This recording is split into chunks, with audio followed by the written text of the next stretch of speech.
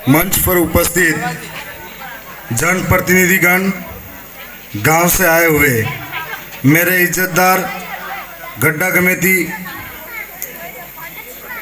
और मेरे इज्जतदार माताएं बहनें, मेरे नौजवान युवा साथी, सामने बैठे इस समाज व देश का भविष्य मेरे छोटे भाई बहन, आप सबको मेरी ओर से बहुत बहुत धन्यवाद, जोहार और इस वार्षिक उत्सव कार्यक्रम की ओर से शुभकामनाएं देता हूं। साथ ही मेरे संघर्ष भरी जीवन के बाद में आप सभी की बदौलत, इस क्षेत्र की जनता की बदौलत और एक एक कार्यकर्ता के निस्वार्थ भावना से मेहनत की बदौलत मैं आपके बीच में आज विधायक बनकर खड़ा हूं। मैं विधायक बनने के बाद में मेरी इस कर्म भूमि और जन्मभूमि के अंदर पहली बार आया हूं। मैं इस अवसर पर इस विद्यालय के अंदर जब कोई घर बनता है तो उसकी नींव को मजबूत किया जाता है। मेरी नींव को मजबूत करने वाले उस गुरुजनों को मैं सम्मान पूर्वक नमन करता हूं, जो कभी इस मिट्टी के अंदर खेला करता था, कभी सोचा नहीं था कि इतने बड़े लक्ष्य पर जाऊंगा, और जिन्होंने मुझे इस तरीके का बनाया कि आज मैं सबके सामने बोलने लायक बना और हजारों लोगों की सेवा करने लायक बना।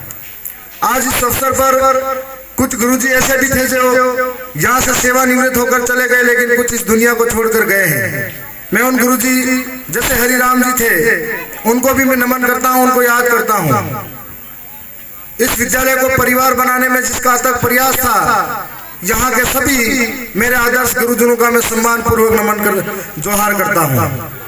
आज वार्षिक उत्सव का कार्यक्रम है। कई विद्यालय के अंदर 31 तारीख तक कार्यक्रम समापन होने लगे थे, लेकिन मैं यहाँ के स्टाफ का धन्यवाद दूंगा कि जब जब मैं यहाँ आया मुझे वही प्यार मिला, अपनापन मिला, और आपने इंतजार किया। मैं विधानसभा में था, लेकिन आपने इस कार्यक्रम को लेट करवाकर आज हमें इस अवसर पर मौका दिया, इसके लिए मैं भी आपका धन्यवाद और शुक्रगुजार हूँ।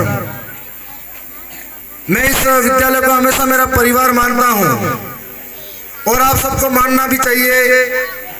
हमारे छोटे भाई नीलेश जी ने कहा था कि किसी गांव के अंदर अगर जाते हैं तो वहां का विद्यालय हमें नजर आता है। अगर विद्यालय खूबसूरत है, विद्यालय की पढ़ाई अच्छी है, तो लोग कहते हैं इस गांव में बहुत संस्कारवान लोग रहते हैं, या इस गांव के अंदर बहुत अच्छे लोग रहते हैं। लेकिन जब जब मैंने भी देखा है या कार्यक्रम करते हैं तो हमारे विद्यालय के अंदर गांव वालों का भी बहुत रुचि रहती है। हमेशा छोटा मोटा कोई न कोई सहयोग करते रहते हैं, चाहे वो ये जो गेट दिखते हैं, ये बाथरूम दिखते हैं, कहीं न कहीं सबने अपना अपना छोटा बड़ा सहयोग किया है। इसकी वजह से ये विद्यालय और बना है। मैं तो आप सबसे भी कहना चाहूंगा, जब भी मेरे छोटे भाई बहन हो, कोई ऐसा कार्यक्रम होता है तो अपने माँ बाप को जरूर बताया करो, उनको लेके आया करो। हमारे लोगों की एक आदत है, 26 जनवरी और 15 अगस्त के कार्यक्रम में हम विद्यालय में जाते हैं, बाकी पूछते तक नहीं है। जबकि हम लोग मजदूरी करते हैं तो अपने बच्चों के लिए करते हैं, हम लोग खेती बाड़ी में मेहनत करते हैं तो अपने बच्चों के लिए करते हैं कि इनका भविष्य उज्जवल बने। और हम लोग हजारों किलोमीटर दूर पैदल यात्रा करेंगे, हजारों किलोमीटर दूर, और धार्मिक क्रियाक्रम और अन्य कामों में हजारों पैसे दान करेंगे, लेकिन यहाँ से अपना भविष्य फलता है, यहाँ से अपने समाज और देश का भविष्य बनता है। तो हमारा कर्तव्य होना चाहिए कि इस विद्यालय के अंदर जितना पैसा दो, सबसे बड़ा धार्मिक स्थान कहो, सबसे बड़ा मंदिर कहो, सब कुछ कहो, तो ये शिक्षा का यही स्थान है जहाँ पे आपका भविष्य बड़ा होता है, जहाँ पे आपका बच्चा संस्कार सीखता है, समाज में जाकर एक सम्मान पाता है, आपको सम्मान दिलाता है।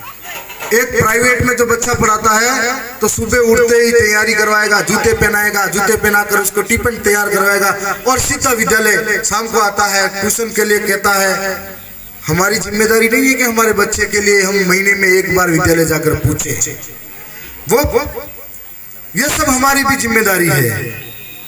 इस विद्यालय के अंदर आप सभी तैयारी कर रहे हो, पढ़ रहे हो, पूरे साल का निचोड़ वार्षिक उत्सव कार्यक्रम, जहाँ पर हमने साल भर में क्या ऑलराउंडर प्रदर्शन किए वो सम्मानित और गौरवान्वित करने का, एक महसूस करने का समय है।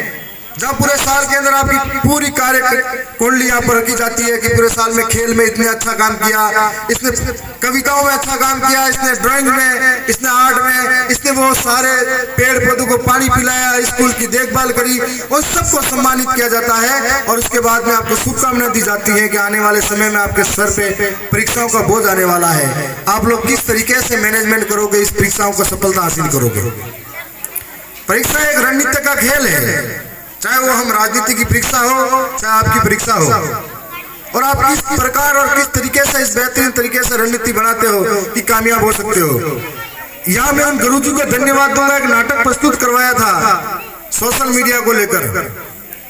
मैं काफी खुश हुआ कि वास्तव में आज का जो जल जीवन है, कुछ लोग सोशल मीडिया पे हजारों फॉलोअर्स बढ़ा चुके हैं और अपने आप को सम्मानित महसूस करते हैं।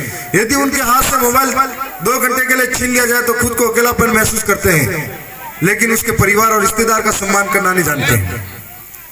ये हम सब जानते हैं, आपने इस तरीके का बेहतरीन वातावरण दिया। अब बार परीक्षा है, शादी माना भी आपने तैयार है, और बड़े बड़े आप तैयार बन जाइए, डीजे माता नाचवान फलाणों ढेकड़ों करवा, लेकिन आप सब याद रखना, यही दिन आपके भविष्य तक याद रखे जाएंगे कि आपका करियर कौन सी दिशा की ओर ले जाने वाले हो, इसलिए कि कामयाब हो सकते हो।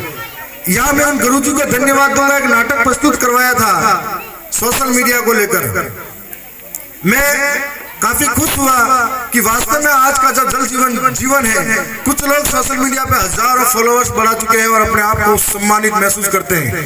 यदि उनके हाथ से मोबाइल 2 घंटे के लिए छीन लिया जाए तो खुद को अकेलापन महसूस करते हैं, लेकिन उसके परिवार और रिश्तेदार का सम्मान करना नहीं जानते।